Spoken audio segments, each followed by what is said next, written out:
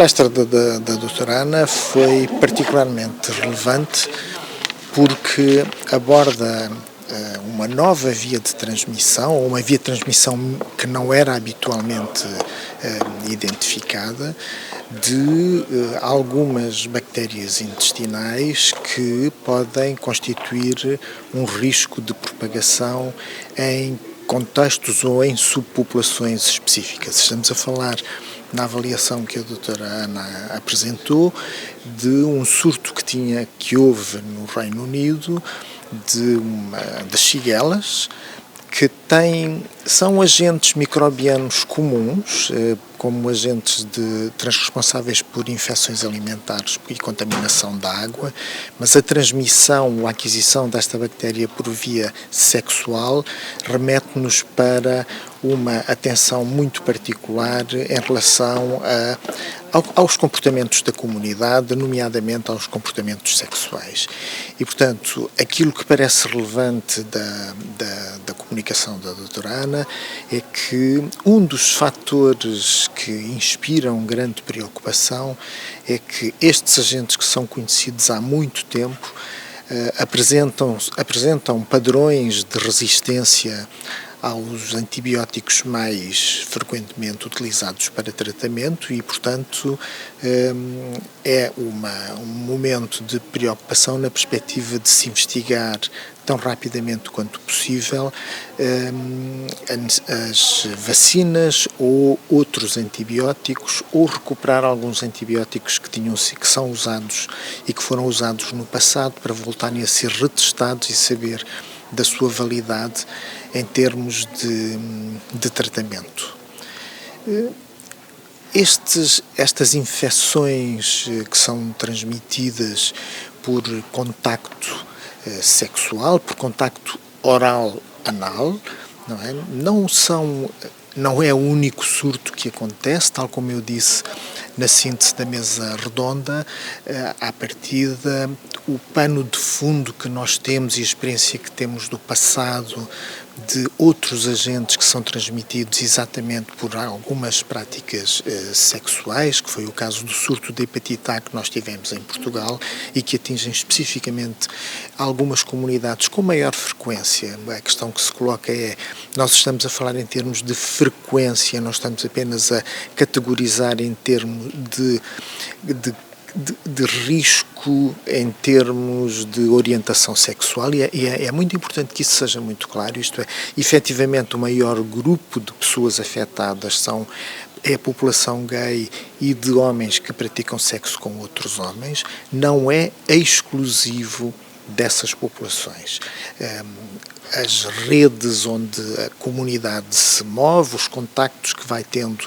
com outras pessoas da sua própria rede de contactos, é que são fatores determinantes para a propagação sexual ou outra de algumas destas doenças. Escarlatina, uma velha doença que quase nos tínhamos esquecido dela, ou olhávamos para a escarlatina como sendo uma doença da pediatria, e ainda continua a ser, mas a verdade é que neste surto que ocorreu no Reino Unido,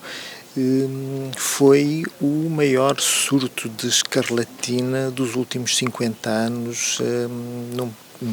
num país com um bom sistema de saúde, com condições socioeconómicas boas para que a comunidade esteja menos exposta. Não estou com isso a dizer que não existem franjas da sociedade que vivam no Reino Unido que não sejam populações mais vulneráveis e para quem o impacto de uma doença como a escarlatina é significativo. A escarlatina faz-nos ou chama-nos a atenção para a necessidade de ir mantendo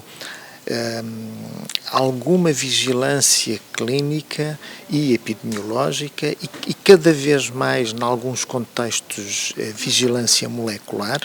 de alguns agentes, se por qualquer motivo são identificados números de infecções sintomáticas anómalas, não é? E isso deve desencadear tão precocemente quanto possível uma investigação para perceber se estamos perante um surto ou se estamos apenas perante uma variação da transmissão num determinado momento. É um agente conhecido há muito tempo.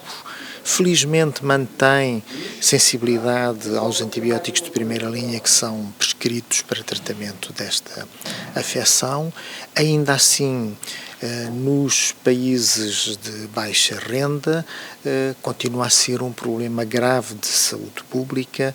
porque as complicações associadas a este agente, a escarlatina, é apenas um dos quadros que o Streptococcus beta-hemolítico desencadeia, mas as consequências que resultam das infecções por Streptococcus são consequências com impactos clínicos e epidemiológicos muito relevantes para a comunidade onde afetam, que pode ir desde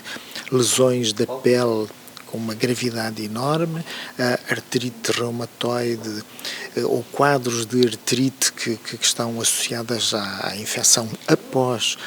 uma infecção por Streptococcus. A escarlatina faz parte de um quadro de uma determinada estirpe ou de algumas estirpes de Streptococcus. Falámos, sobretudo, da grande preocupação que existe relativamente às doenças provocadas por uma família de vírus, as febres responsáveis por febres hemorrágicas, os filovírus, do qual o vírus ébola e o vírus Marburgo foram os dos dois vírus referidos. O Dr. Benjamin, que abordou esta questão, curiosamente tomou como referência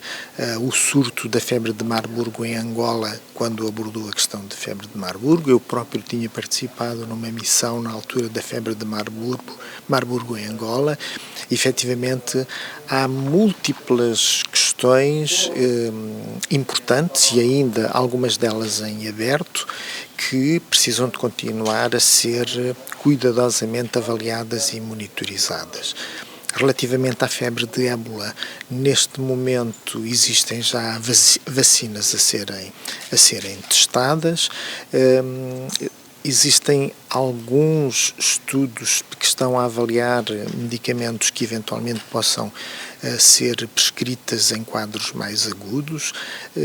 Há novas questões que estas famílias de vírus têm levantado, nomeadamente